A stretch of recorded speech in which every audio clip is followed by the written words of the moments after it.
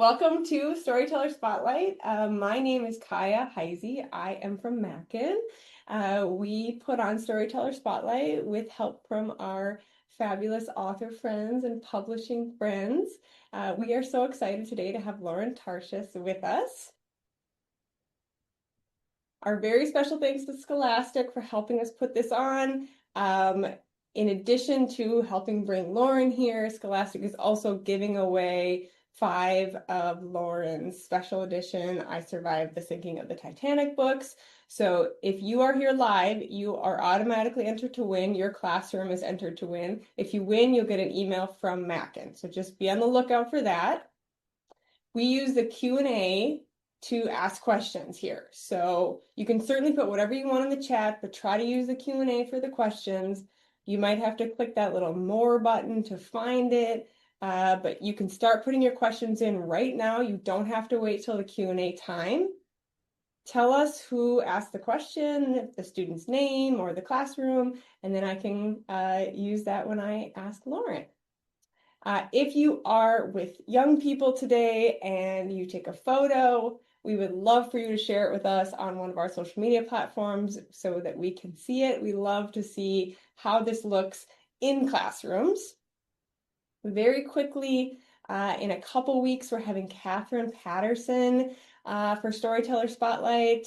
So I think every kid in America reads Bridge to Terabithia. I know I did. So I know this is still very popular. She has a brand new book, and so we're so excited to have Catherine join us on May 22nd. So share this out with your teacher friends. All right, and last but not least, we're so excited to introduce Lauren Tarshis. Lauren is a New York Times best-selling author of the I Survived series, which tells the stories of young people and their resilience and strength in the midst of unimaginable disasters and times of turmoil. She has brought her high-interest storytelling and exhaustive research to topics such as the Battle of D-Day, the American Revolution, Hurricane Katrina, the bombing of Pearl Harbor, and other world events. She lives in Connecticut with her family and can be found online at laurentarshis.com. Welcome, Lauren. Hello, Kaya. Hi, everyone. I am just over the moon to be here. I'm just looking at all of the states and towns and cities all over the country. Mwah! I'm just thrilled to be able to meet so many of you incredible teachers. Thank you for all you're doing for our kids. And hello, kids. I'm especially excited to be able to talk to you today. So what's going to happen is I'm going to just talk for a few minutes. I have some secret things I want to share with you. Don't tell my editor, Katie, although she secretly knows I'm going to do it, because I want to show you some behind the scenes stuff that I'm working on for I Survived. And then we're going to open it up to your questions, which Kaya is scouring through, and I'm going to be able to show you a lot more. So what I wanted to do now is, even though my latest book is a special edition of I Survived the Sinking of the Titanic, which is super cool. It has lots of extra pictures and nonfiction information. What's really on my mind right now, and what I thought you might want to see, is I've just finished the 25th I Survived book, which is about an event that is called the Dust Bowl. So I'm looking at people, I see we have people from Texas, we have people from Oklahoma, we have people from New Mexico and Nebraska and Kansas on this meeting. All of you, this is an event about what happened in your history of your states in the 1930s, where I'm going to share my screen here, where there was a terrible drought. It stopped raining all through the Great Depression of the 1930s and beyond. And then even worse, there were these just dreadful, massive dust storms of dust and dirt. I'm sharing here. Let's see. I'm going to get up here so you can see what I'm talking about. I still can't believe it, as I did my research, really seeing what these people went through. So this is, can you see, I think you can see my screen here. So this is an example of a dust storm. So imagine you're living in the 1930s in North Texas or any of these parts of what's called the High Plains, this flat part of America that touches on Oklahoma, Kansas, New Mexico, and Nebraska. And suddenly, everything for hundreds of miles around withered and died in the heat and the drought, and these massive dust storms, sandstorms dirt storms, dust storms, filled with swirling black soil sucked up from the earth, would just descend, and some of them would last for days and days.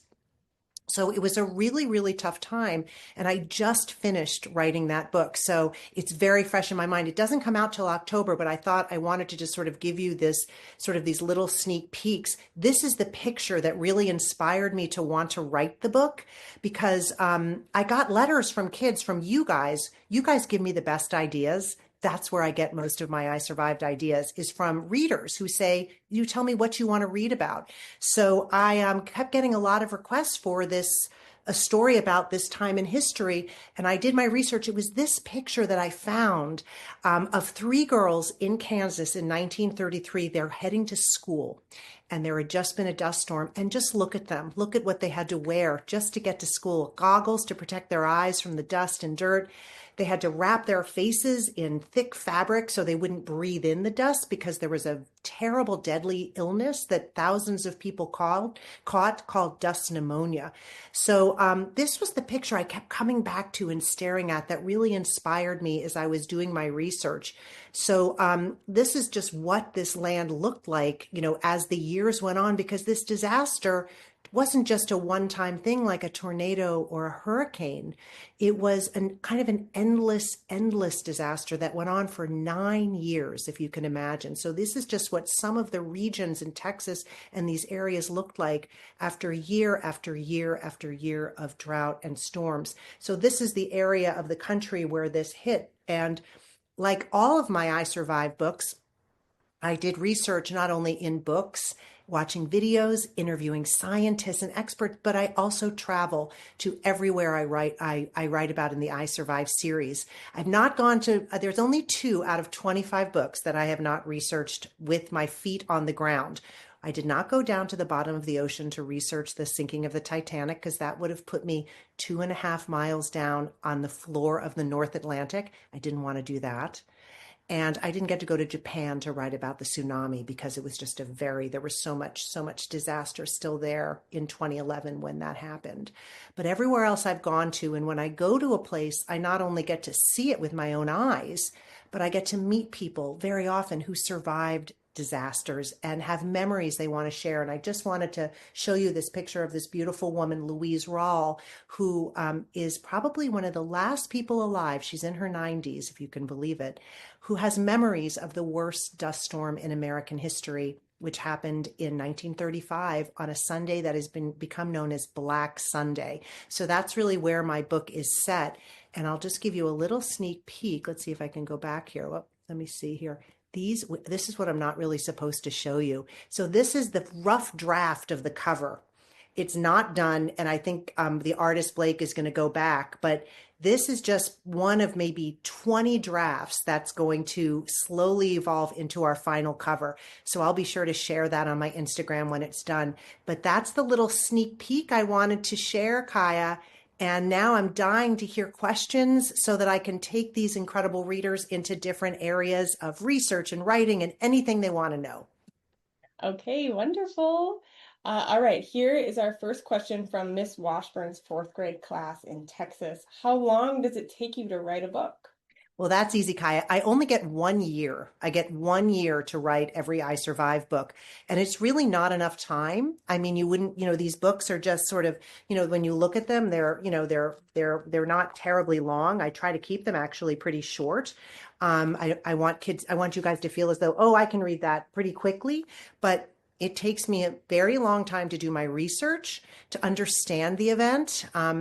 Most times I start and I know nothing about the American Revolution or, the Black Death or the Children's Blizzard. These are all new to me when I start my reading, and then the travel. But most of all, it's the writing. I have to write so many drafts over and over and over again, because historical fiction, which is the genre of I Survived, it's kind of like writing 2 books at the same time.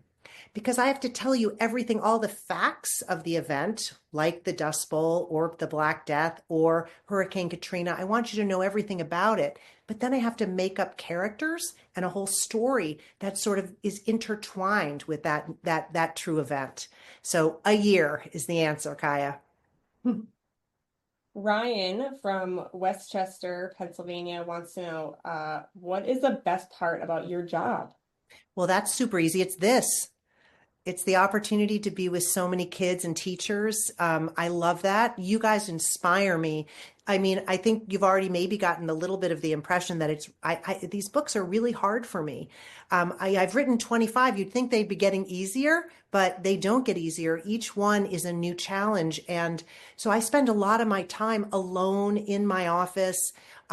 Taking walks. Sometimes late at night, I'm walking around my neighborhood, wandering like a zombie, trying to break through writer's block. My dog keeps me company. I mean, it's just sometimes it's really challenging. And sometimes I feel kind of like a failure. I've written a draft that doesn't work. I have to start again. What fuels me, what fills my heart, and what keeps me going is that I get to get questions from you readers. The idea that you're reading my books, that you're talking to your families about them, that they're in your classrooms, that your teachers are using them. Well, that is the very best part. My absolute favorite, hands down. Lawson fourth graders from Iowa want to know when you started making books. Oh my goodness. Well, that's a long story. So I'll give you the really short version. I started trying to write books for kids many, many years ago because I'm an old lady. I'm a grandma now. So like we're going way back. But my first book that I wrote, which I spent 3 years writing, I thought it was like the best book ever. I thought it was a masterpiece. I thought it was going to be the biggest bestseller ever. And it turned out that I spent 3 years getting up at 4:30 in the morning to write before work, staying up till midnight to write after work and after my kids went to bed. After 3 years, I finished it and I realized it was not a masterpiece. It was not going to be a bestseller. No one was going to publish this book. It was the worst book ever. So that was my start. And after that terrible, terrible failure, I gave up because I figured, well, I have no talent. I spent 3 years writing the worst book ever. No way am I going to start again. And I really did. There were a few years that went by where I thought, well, I'm just not doing that again. But I slowly kind of missed it. I enjoyed writing my bad book. And I started to try to write another book, and that one was terrible too. It took another 3 years, and then came another one. So I started writing maybe, I don't know, I can't even count how many years ago, but do you know how old I was when my first book for kids was finally published? I was 42 years old. So it was a very long journey from when I had the idea of trying to write for kids to when I actually succeeded in getting a book published. And I always want to share that with you because you should know that you don't have to, the idea that you have to have this like inborn talent or I'm gifted. I always knew I wanted to do this. That's not my experience. And so many of my friends who are authors, they're just like me. They came to it late and they had to work really hard and they failed a bunch of times. But here I am. How do you choose the names for your characters? Well, I've had characters are named all my kids, Leo, Jeremy, Dylan, and Valerie. All of those, those names are throughout my books. My dad, Barry, who just passed away, he's the main character of Hurricane Katrina. My husband. So I've certainly given names of all of my loved ones, characters, those names. But most of the time, the character names really sort of come to me as I'm building the character. And I have to make the main thing, I'm looking at some of the names here, in the Q&A where, a lot of your names, guys, are not necessarily names that would be always in history. So there's like Kaya, your name, like there probably weren't girls named Kaya during the American Revolution, right? No. Those names all came, most people in that time in history during the American Revolution in the 1700s, most of those names came from the Bible, most of the boys and girls names. So I can choose, I have to choose names that would have existed during the time that I'm writing them. So the Dust Bowl names, that was really fun because I wasn't sure what to call these kids. So I put on Instagram and Twitter, I asked kids for suggestions. And I got some amazing suggestions, and I chose Dolly for the girl and Ray for the boy, just because I love those names and they seem to fit the characters. Sharpsville Elementary third graders want to know, how do you decide which historical events you'll use for inspiration when you Well, start I to that's a out? great question, and I think that that's, one of the things that I have to do is I want to kind of give you a range of things. So I wrote about the Black Death that happened in 1348. That was the last, that's the book that is that, came out most recently. And then, so the book I knew that when I was thinking of the next book, I wanted it to be I wanted it to be a book that was set at a different time. I didn't want to do another one that was way in ancient history. So the Dust Bowl of the 1930s was a good choice. So now I'm thinking about my next I Survive book, and I'm really thinking what would be a good time period. But as I said, it's really a lot of it has to do with you guys and what you're telling me you're interested in. So I see a lot of kids, asking about, will I write about COVID? I probably will, maybe not next book, but I'm hearing that, thousands of kids have asked me for that book. Thousands of kids asked me for 9/11, the Holocaust, the Black Death. These were not topics that were in my head as I Survive topics, but I listen to my readers, and I'm so lucky to have so many of you willing to share your ideas with me. Mrs. Schultz class in Kennedy Elementary in Mankato, Minnesota wants to know, what was your favorite I Survived book to write? Oh dear. Well, they're all my favorites because I feel like the characters are almost like my my children. They come to life in my mind. But I'm going to show you a picture that explains why some books are closer to my heart than others. So I'm going to share again. Let me know if you can see this okay. So this, can you see, let's see, here we go, back in my PowerPoint here. Can you see this? Just Yes. going to go into I'm going to go into the slide. So this little boy here, you can see he's not so little anymore in the black shirt. That's his name is Lucas Fisher.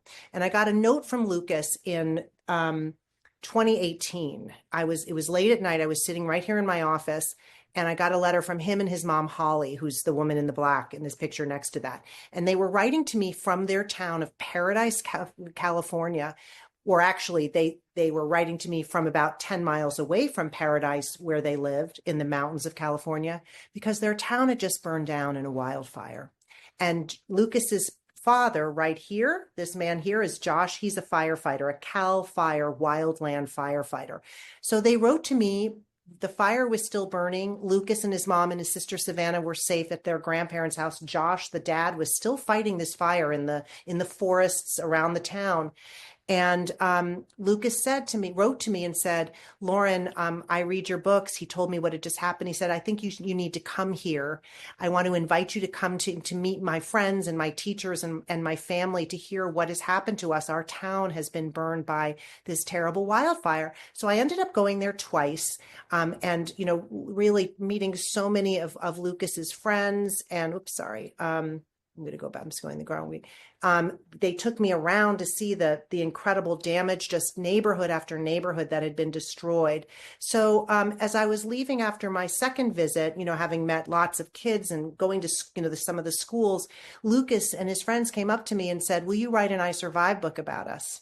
Because that wasn't my intent when I first came. It was really to meet Lucas and to hear they wanted to share their stories. So that I have had that experience a few times. The same thing happened with Joplin when I went to Joplin, Missouri. It was kids who invited me there because they wanted to share the story of the EF5 tornado that struck their beautiful city in Missouri in 2011. They wanted to share what had happened, how the town had come together, how people had helped each other rebuild. So those are my favorite books, the ones where I'm invited into a community where people want to share their stories with me. And those books become, even though they're historical fiction, I'm not directly taking exactly what they tell me and putting them in the book, but the spirit and the energy and the stories of those real people who are trusting me with their stories, well, those are really bringing my fictional characters to life. And all the characters are named after the people I meet. Brooklyn Hunter from Southeast Middle and Meridian, Mississippi asked, have you ever survived a natural disaster yourself? Ooh, Hunter. Well, here's what I'll say. I think that the title of my series is a bad title. I survived. But it's too late to change because I didn't survive any of these events. It should really be we survived, they survived, he survived, she survived. But again, after 25, it's too late. I kind of just realized that this. I have been through many tornadoes because I'm here in Connecticut and I mean, sorry, not tornadoes, hurricanes. We get hurricanes up here. Luckily, nothing has been, like a Hurricane Katrina or, a Galveston hurricane, those big hurricanes that I've written about because we're pretty far north. But there have been some pretty scary ones. I've seen a tornado from a distance in Florida. And the scariest natural disaster that I've been through was an earthquake in California in 1989. And that was pretty frightening, but I've never felt that my life was in danger the way that my characters' lives are in danger. So I can't write from my own experience. That's why I rely on my research and my conversations with people like Louise Rawl, who told me about the Dust Bowl, and Josh and Lucas and Savannah Fisher, who told me about the wildfire. I rely on, people who want to share their stories, who really have been through them, to tell me. And if there's not someone who's still alive, if I'm writing about the Black Death, or I'm writing about the American Revolution or the Civil War, well, I can still find stories that are in the voice of real kids in diaries, in letters. So there are always ways to get those real stories into my imagination to help me create my characters and these books. Does learning so much about natural disasters make you more or less afraid of them? Ooh, that's a great question, Kaya. So I think I have two answers to that. It's definitely made me like, I'm a person that I'm very like, I'm hyper alert now. Like if there's a storm, we've gotten a few tornadoes here in Connecticut lately because we've had these big, not this year, but last year. And that's not something that's common, but I'm aware. I know so much about natural disasters that like if the sky turns a certain color and there's a certain type of thunderstorm forecast, I will like tell my friends, you should be careful, take shelter. I'm very prepared. But what's really what I've realized though is that I've spent so much time with people who have been through the very worst, who've lost their homes, they've lost loved ones, some of these topics are so very sad. So you would think that I would be walking around with a sense of fear and sorrow all the time. But surprisingly, I think I've become a more optimistic person since starting to write the I Survive series 15 years ago. And that's because I'm so fortunate to meet people like the Fishers and Louise Rawl. I mean, I can name hundreds of people I've met who have experienced these things, who have found the strength to move forward. I think going through a natural disaster losing is a terrifying event. And sometimes it takes people a very long time to feel safe again, right? To feel whole, but what I see over and over is that with time, with help from friends and family, with people have lots of different ways of asking for help, that people can move forward and move on with their lives and feel okay again. And that gives me a big sense of hope. Mrs. Seehofer's fourth grade class in Wisconsin asks, what advice do you have for students as they're writing pieces in all different genres? Oh my gosh. Well, I love Wisconsin. I think I'm a kind of an honorary Wisconsin because my daughter-in-law is from there and my son spent a lot of time in your beautiful state. So thank you for that question. My advice for you all is that to write lots, not to write a draft and not consider that your final draft. And when your teacher hands something back to you, a book report or a paragraph or a persuasive essay or whatever you're working on, and he or she has comments for you, be grateful and write that next draft. And then ask her, I don't want not to drive your teachers crazy, but ask for more advice. Show them to your parents. The way you get better at writing is by writing things that aren't as good first. My first drafts are so bad. I mean, I really will say that. I mean, if I read you the first draft of the Dust Bowl book, you'd fall asleep or you'd say, what? What is this? I have no idea what's going on in this book. It's too confusing or it's not exciting or I have to do a lot of drafts. So I think that that's my biggest piece of advice is don't expect the first time to be perfect. And when a teacher takes the time to give you feedback, I want you to say thank you because that's how you're going to get better as a writer. And I used to joke with my kids, my four kids, because they would say, "Okay, I've got to write my essay. I'm going to go upstairs and do it." And then 20 minutes later, they'd come down and say, "I'm done." And I'd say, if I were writing that essay, it would take me 2 days at least, or maybe more. How is it possible that a professional writer like your mother will take longer to write something than you? So, What would you be doing if you weren't an author? what I would be a teacher, even though I know it's a really hard job. And even though I know it takes so much time and you teachers are working so incredibly hard, but I think that I sort of feel like a little bit of what I'm doing is being a teacher. That's what I love about it. And my mom was a teacher and my dad was a writer. My mom taught children with learning struggles way back in the 1970s. I actually had a learning struggle, which I never told my mom about. So I actually didn't read a book until high school. I couldn't read a book all through elementary school, middle school until 10th grade. So I think that teachers, I love that I've sort of taken my mom's job and my dad's job and mashed them together, so that I get to write things. But hopefully, you guys are going to walk away knowing stuff. And then hopefully, you're going to go to your teacher or your librarian and say, "Hey, I want to learn more about blizzards, or I want to learn more about World War II, or I want to find this on a map." That's my secret goal. Do you always write about kids who are about the same age? I do. I love that question. A lot of kids say, "Why are your characters always 11 years old?" I don't know how many of you are 11 in this group, but I think 11 is an age where, especially back in history, by 11 years old, 70 years ago, a lot of kids were already working. They were working on farms. They were working in factories. I mean, that's not good. But I think 11-year-olds are still kids, but they are capable of a lot. So, and I also think that you guys, I mean, I think that people like to read generally about people they can relate to. So I want to tell my stories through the eyes of a child that's the same age as my readers. Okay, here's our last question.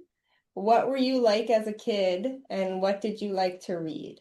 Well, you said you didn't read, I so didn't read. So what was I like as a kid here? I'll show you. I know you guys going to get I think you're going to be, I just want to warn you, Kaya, all the kids here are going to be super jealous when they see the shirt I'm wearing. They're going to want, this is my favorite shirt from when I was in, this is sixth grade picture day. And I thought it was like the most amazing, amazing shirt ever in the whole world. Are you ready? You're going to all want to run to Target and grab this shirt. Here I am. This is me in sixth grade, 11 years old. And I was shy. These are all the sixth graders. If you want more terrifying fashion inspiration, these are all the sixth graders. And I'll end with this important story. I always really want to leave every kid with this fact about myself. I really was. If you had asked, these are all the kids of the sixth grade of Burr Farms Elementary School, which is in the town where I still live. So I'm still friends with a lot of these kids. This girl here, who is the smartest and bossiest and the white, that she is now my doctor. Here's my, I'm just, many of these people are still very close friends of mine. If you asked every single one of those kids on that day to point to the girl who would never grow up to be a writer, most of them would have pointed to me. I really was probably the last kid who anyone would have expected would grow up, write books, and be invited to an amazing event like this. And so I was very shy. I was very scared a lot of the time because I struggled so much and I kept it a secret. I was very ashamed of my reading struggles. I didn't know that so many kids struggle to read. So many kids it takes different strategies. And you know what, Kaya? I still struggle to read. I still have to read things over and over again. I have to listen to audio and I have to read so many hard books for researching I Survived. Sometimes, I have to read them maybe 4 or 5 times. So the last thing I want you guys to know is you should not know in third, fourth, fifth, sixth, seventh grade what you're good at or what you're capable of. It was a long journey for me, and I'm just so proud and happy that at the end of that journey, I get to be with all of you. that was a perfect message to end on. Thank you, Lauren. Thank you so much to all the young people who put questions in. There were literally thousands of questions. I did my best to get as many of them in, but I will take the entire chat. I will take the entire Q&A. I will send it to Lauren so she will have it. She'll see your names. She'll see that you all participated today. Thank you so much, everyone, for being here. We couldn't do this without you. And thank you, Lauren. Thank you so much, everyone. It was wonderful to be with you. And I am indeed looking at your amazing questions and all your names and all your teachers' names. You're very close to my heart. And Kaya, thank you so much for making me a part of this. Bye, everyone. Have a great day.